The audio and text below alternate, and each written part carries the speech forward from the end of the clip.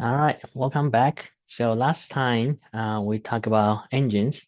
So we'll be continuing talking about engines and then finishing up the last couple of sections here in this chapter and also ending the topic of thermodynamics before we go into the content of electricity. So we'll have a quick review on what we learned last time. So last time we talked about the engine, the main component of engine. There will be a high reservoir and then a cold, high temperature reservoir and cold temperature reservoir, denoted by TC and TH and TC. Um, respectively, and the heat that extract from the coal hot reservoir will be partially converted into work, and then regard the rest of the heat will be going into the hot reservoir. So the natural process is for heat to go from the hot reservoir to the cold reservoir, or higher temperature to lower temperature, um, which that's the natural process, which is also called the second law of thermodynamics. Is one of its expressions. So those three engine key components of engines, TH, TC, hot reservoir, cold reservoir, and the engine does the work. So all this heat takes in should be equal to the work plus the heat that excess heat that it dumped to the cold reservoir. The efficiency of the engine is defined as how much work it can do from the heat it takes in, so W over QH, and then W is equal to the difference of the heat takes in and then the heat it dumps out. And in that case, it can also rewrite this as 1 minus L QC over QH. Okay.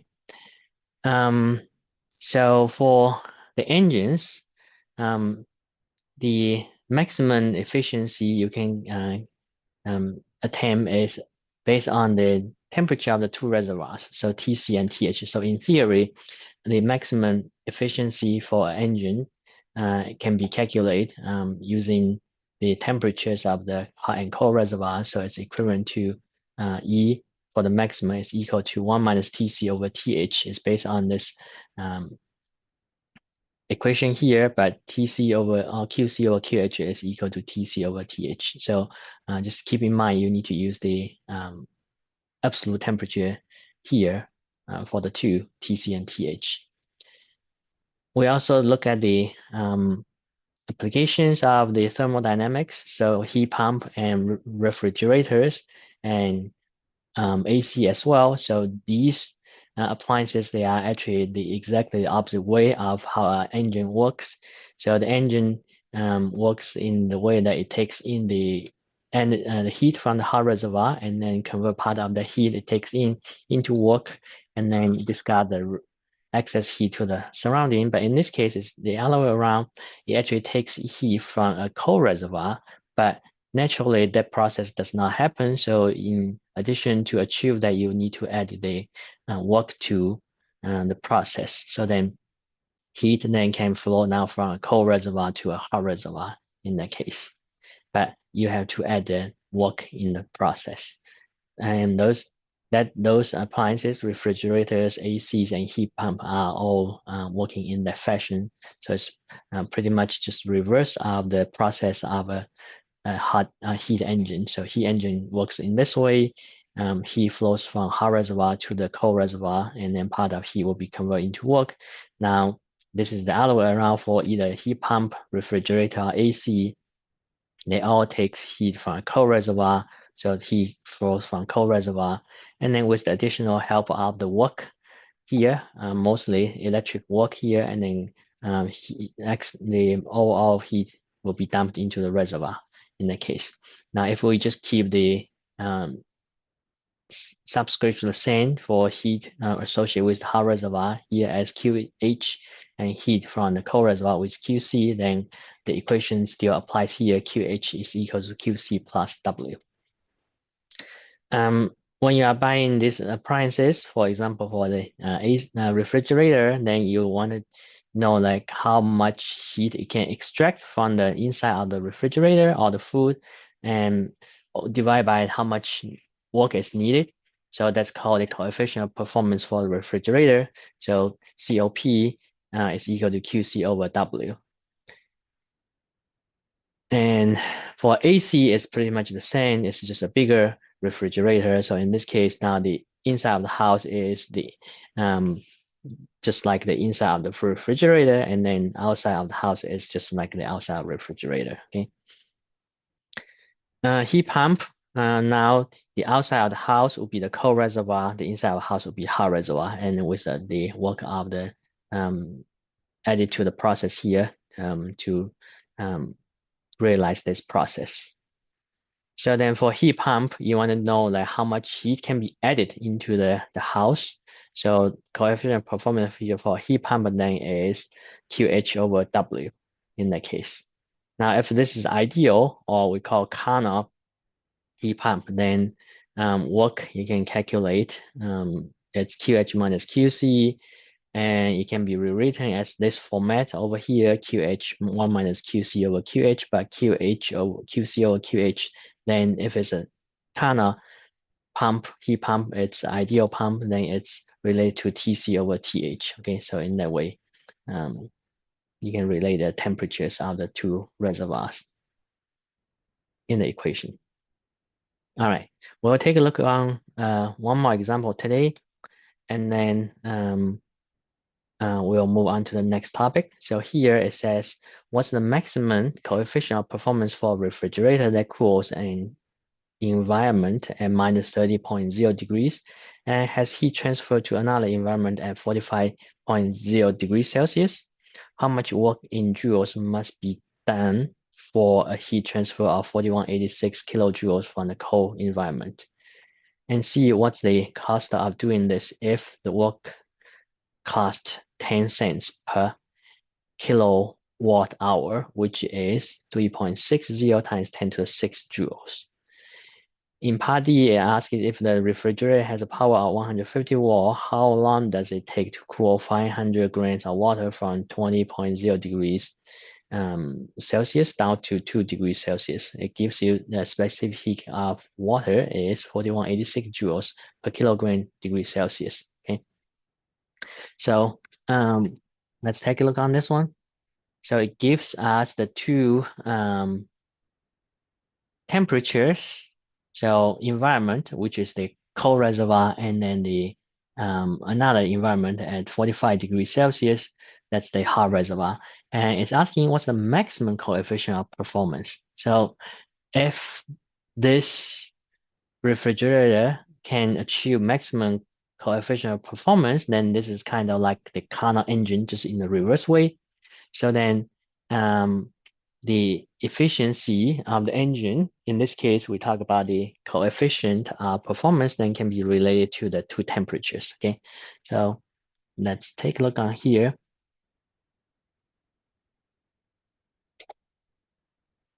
Let me just switch my camera. All right. So here, COP, this is a refrigerator. So refrigerator.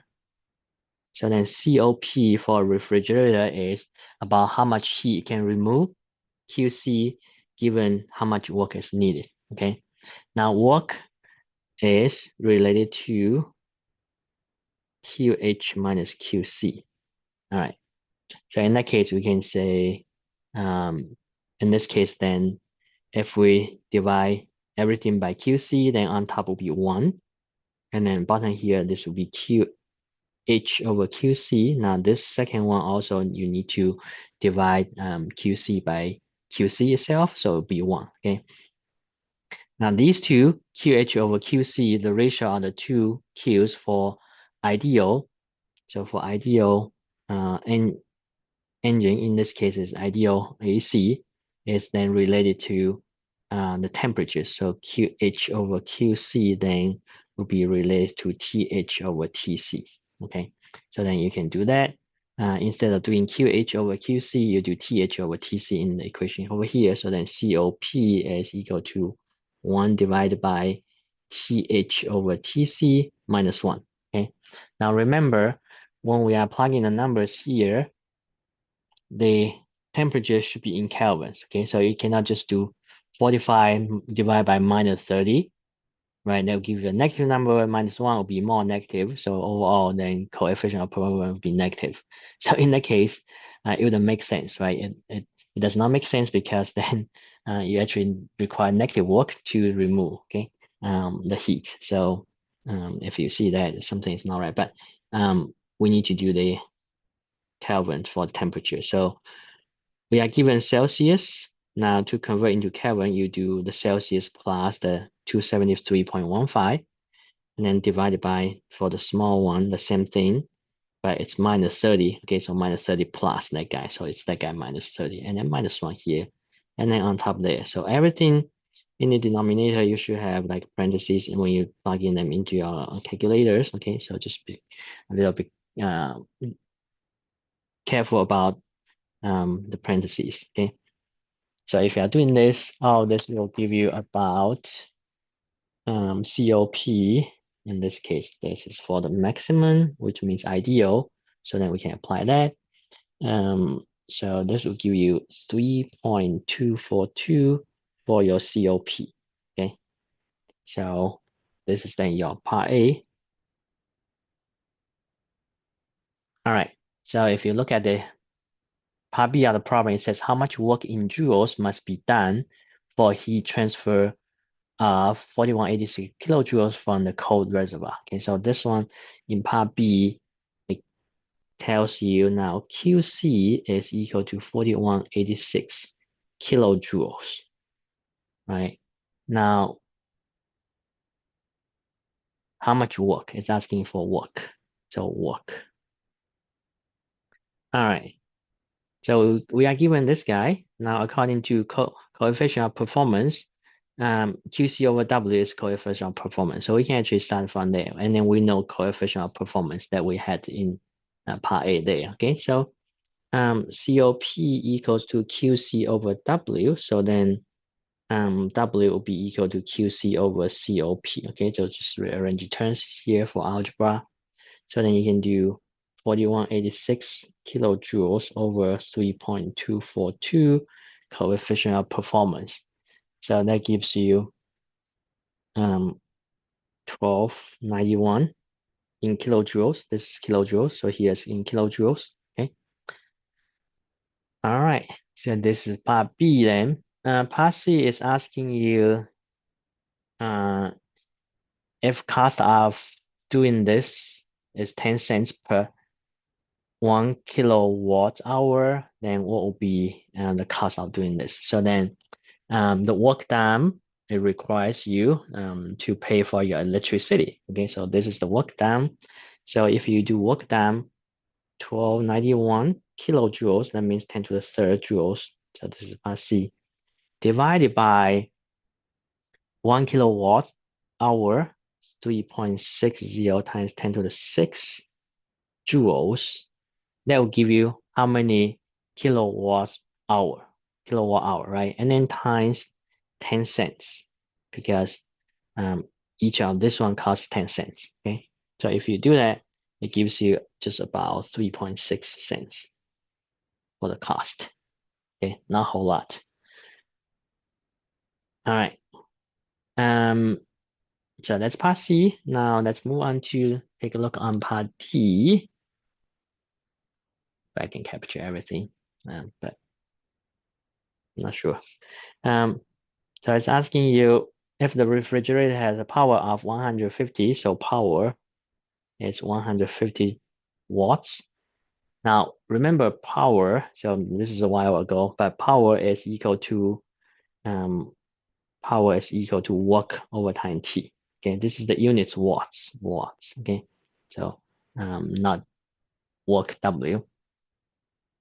It's asking you how long does it take to cool the water to cool down. So water is what's inside the refrigerator. So that means if it goes from 20 to 2 degrees, so you take out cold, heat from that water. Okay, so that should be mass of that water times C times delta T. Okay, and then here, we are just talking about how much amount of heat is being taken out. So that means we are because delta T here, if you go from 20 higher to lower, it will give you minus, okay? But we are talking about how much amount is taken out. So minus means taking out. So if we are doing that, we'll just take an absolute value on that to be how much will be taken out. But 500 grams, you need to convert it into kilograms, okay? So 500 times 10 to the minus 3 times 4186 joules, kilogram, degrees Celsius,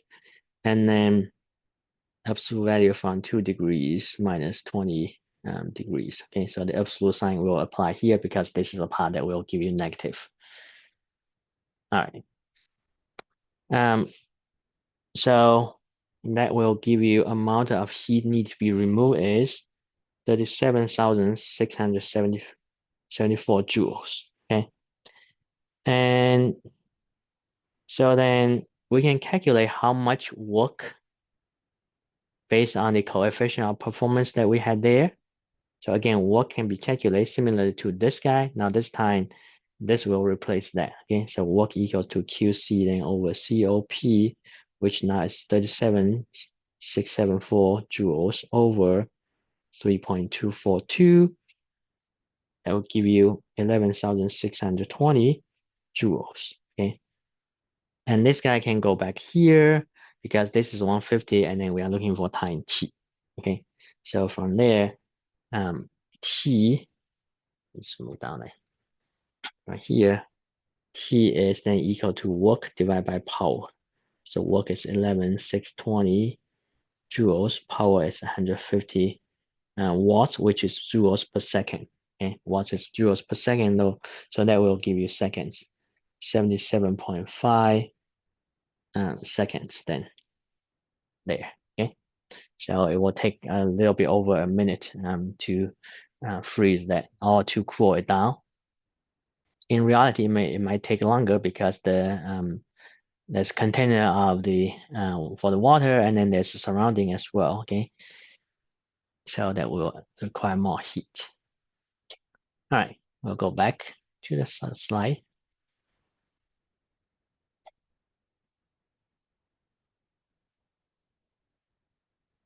And let me switch back to my camera here. All right. So next we're going to talk about some other applications here. So one big application would be the power plants, thermal power plant. So typically, you'll use fuel to heat up water here, and then water generates steam, which is the higher temperature reservoir, and then the heat flows through the turbine, which is like the engine there, and then convert up here the heat into electricity or mechanical work here to produce electricity, and then excess heat would dump back to the coal reservoir here. That becomes condenser here, then water comes back here. That's the a cycle, okay, a full cycle. So it's again, this is thermal power plants is similar to a heat engine. There's a hot reservoir that gives you heat, and then there's a cold reservoir, and then there's a engine here. So if this is a Carnot power plant or Carnot engine, in that case, you'll have maximum efficiency. Then that's in terms of the temperatures here.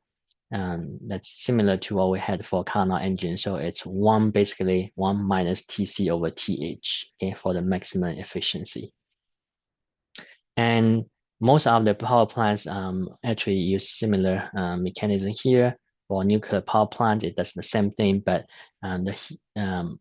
the energy that used to heat up the water will be from the nuclear reaction. Okay. All right. Let's take a look on one example here. It says a power plant can take advantage of the temperature difference between warm water on the surface ocean and the cooler water found at a greater depths. A typical surface temperature in the tropics is about 25 degrees Celsius. And then if you go deep in water, temperature can be down to 5 degrees Celsius. If you can design a power plant that takes the advantage of these two temperature differences, what's then the Carnot efficiency of the heat engine? based on these two temperatures. So that means this is a heat engine, a Carnot heat engine, a ideal heat engine. So you are given two temperatures, right? So then pretty straightforward for the two temperatures. You still need to convert them into Kelvin, which is the SI unit that as we just mentioned in the previous problem. So let's take a look on this one. But efficiency sub C for Carnot engine should be just 1 minus TC over TH. Okay, they need to be in Kelvin. All right.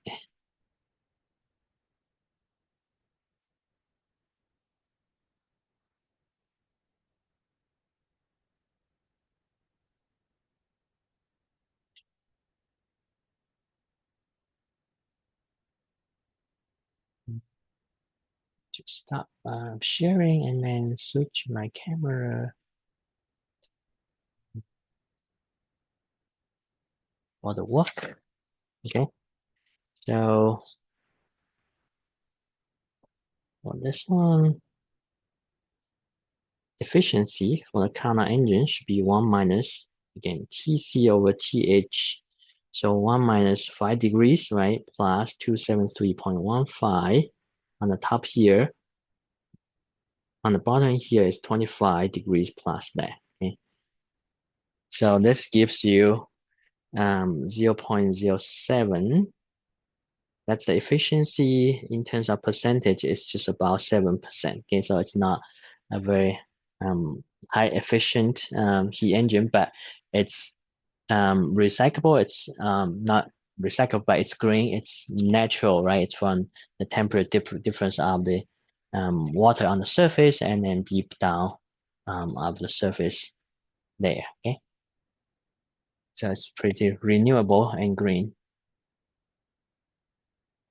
Okay, so last section here talks about the um, entropy. So for some of the processes, we know that it can only go one direction. Like for example, or for the natural occurrence of those processes, it can go one direction. So heat can only flow from hot temperature object down to the cold temperature object naturally.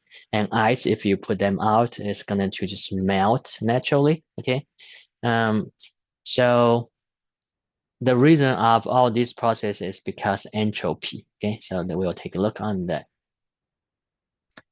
Um, so when we talk about Carnot engine, the ideal engine, we say that heat to the cold reservoir divided by heat from the hot reservoir is equal to the temperature of the cold reservoir to over temperature of hot reservoir. And if we arrange a term from this relationship, if we do TQC over TC, that then will be equal to QH over TH. Okay, so this is based on algebra. So then you can see on the left-hand side, you have Q over T of the C, the cold reservoir, and then that equals to Q over T, the same Q over T, but on the hot reservoir. Okay, so this is something like in physics one, we talk about like one turn in one state is equal to the same term in the next second state. So then we say kind of like there's a conservation of that term. Okay, so similar here, if we just talk about Q over T, so then for the cold reservoir is equal to Q over T of a hot reservoir. So this quantity of Q over T is the same for the two reservoirs. So then this is definition of change in entropy. Okay, so changing entropy then is the Q over T for the two reservoirs or the two objects. Okay, so definition of change of entropy. So this is different from what we normally define a quantity. So in this case, it's entropy change. Okay, not just entropy, but entropy change is equal to Q over T. Q is in joules, T is in Kelvin. So again, T should be in Kelvin when you calculate entropy change. Okay, so um, so because we derived this from the ideal engine, so ideal engines are reversible. So then this is the should be reversible. Okay, so for the heat transfer should be reversible. All right. And then for reversible heat engine, we can show that the entropy does not change for the whole process. And for all other processes, irreversible process, you actually have the net change of entropy that is greater than zero. Okay. So for all other process, because E equal to 1 minus QC over QH should be equal, should be less than the ideal one in that case. So then this guy is less than this guy, so 1 and 1 will cancel. You can rearrange things around, and then at the end, you'll get that minus QH plus over QTH plus QC over TC will be greater than zero. Okay. So in here, the total entropy change should be coming from the entropy change of the hot reservoir and entropy change from the cold reservoir. So the hot reservoir gives out heat. So then it's minus on that. Okay. Cold reservoir receives heat, so it's positive for its heat change. So it's positive there. So these two then is greater than zero. So for irreversible processes, the increase in entropy is always going to be the total, you should say total change of entropy should be always greater than zero. Okay. And for ideal engines, the entropy change will be then equal to zero. So those are the reversible processes. And there's no circumstances that you would have actually the change of entropy, total entropy, that is going to be negative. Okay, so if you ever see that something has gone wrong, most likely that you have like the signs on the heat on the two reservoirs wrong, or maybe you are having just temperature in Celsius, not in Kelvins. Okay, so check on those if you get total change of entropy that is less than zero. All right. Um, let's take a look on one example here. It says a heat engine operates between a high temperature reservoir, 600 Kelvin, and low temperature reservoir, 320 Kelvin. So they are in Kelvins already. So it says in one cycle, the engine absorbs 6,400 joules of heat from the hot reservoir, and then does 2,200 joules of work. What's the net change in entropy as a result of this cycle? All right, let's take a look.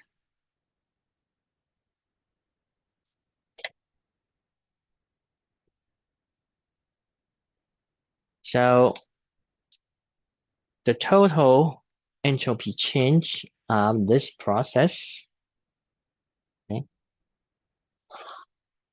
delta S total, it should be coming from the entropy change of the hot reservoir, which is QH over TH, and then plus the QC over TC. Okay. You can write in this term, okay, in this way, and then you have to determine if QH is positive or negative, and then also the QC, okay. Now, hot reservoir gives out heat, so in this case, it's given that it gives out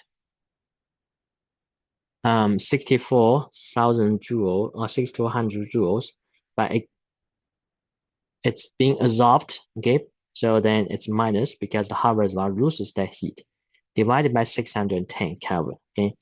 Now plus TC is given as 320 Kelvin.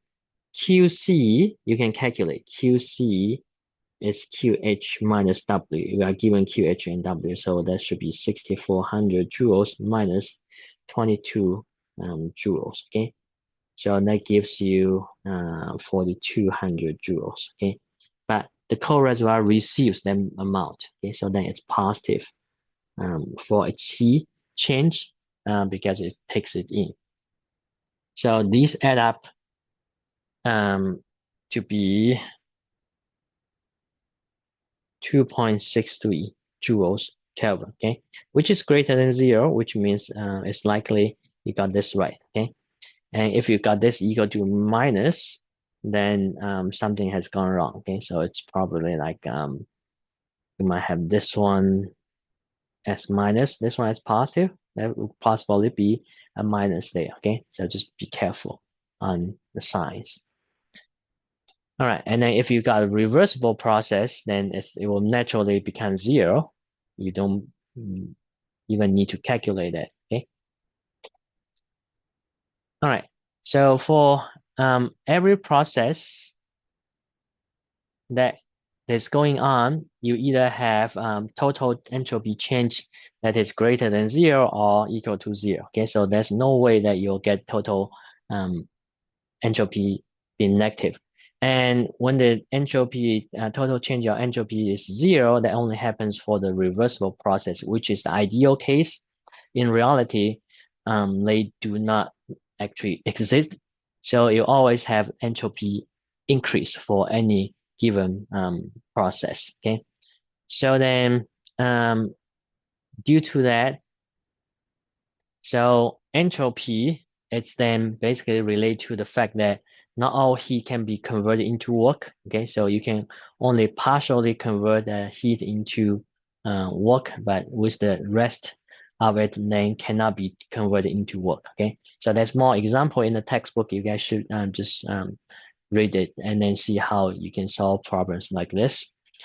Um, with that, then our universe at the end, because everything happens in universe, you actually reduces the amount of work, amount of the heat or energy that can be converted into work. So at the end, all the energies that in the universe will be used up and then turn into non-convertible energy.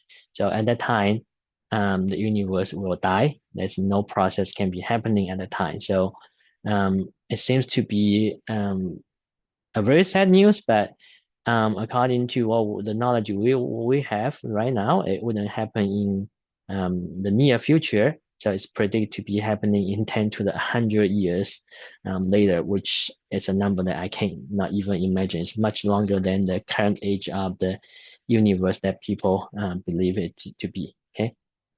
All right. So that will be it for this chapter.